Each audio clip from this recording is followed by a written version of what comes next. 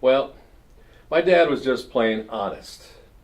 When he said, "Tim, the early bird gets the worm," he just plain believed that if you were not up before the other guy, he would get the job and you wouldn't.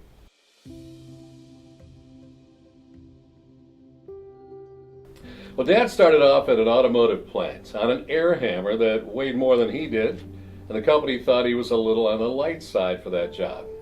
But he said, "I can do it," and he did. In time, he became an engineer at Ford Motor Company.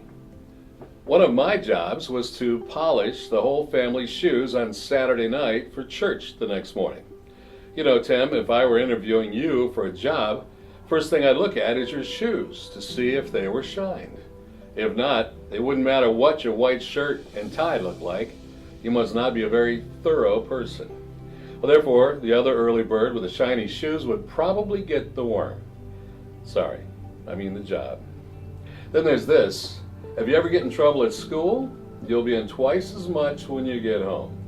As best I can recollect, this is the only time my father was not entirely honest.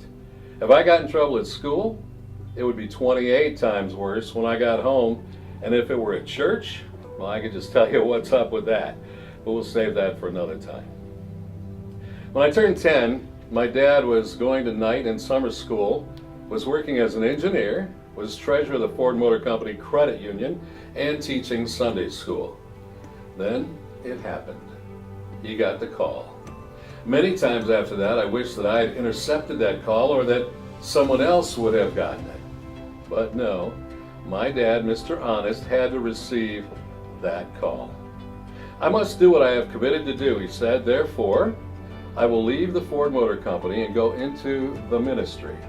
In fact, let us start a brand new church, a church that can pay us nothing, but is needed as a mission outreach in a community that has no church."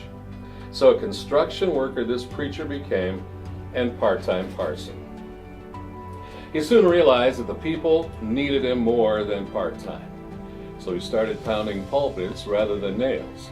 We moved a lot, started a lot of churches. Our family sometimes made up half of the choir, junior church, and the nursery staff. We folded bulletins, started deaf ministries, food pantries, and Christian schools, and had the best softball, basketball, and volleyball teams around. Dad was pretty busy.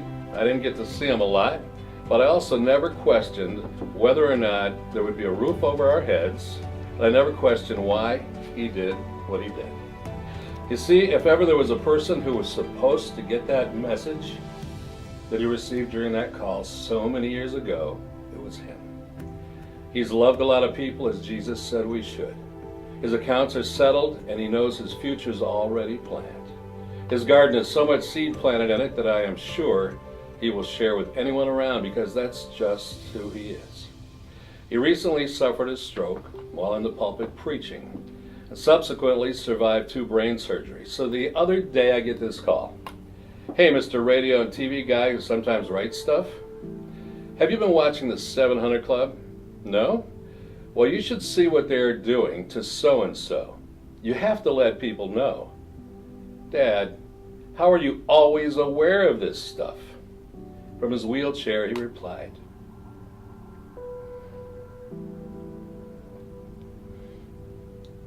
"Well, you have to get up pretty early in the morning, as you know. Did I ever tell you about the early bird?"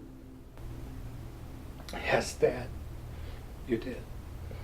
I love you."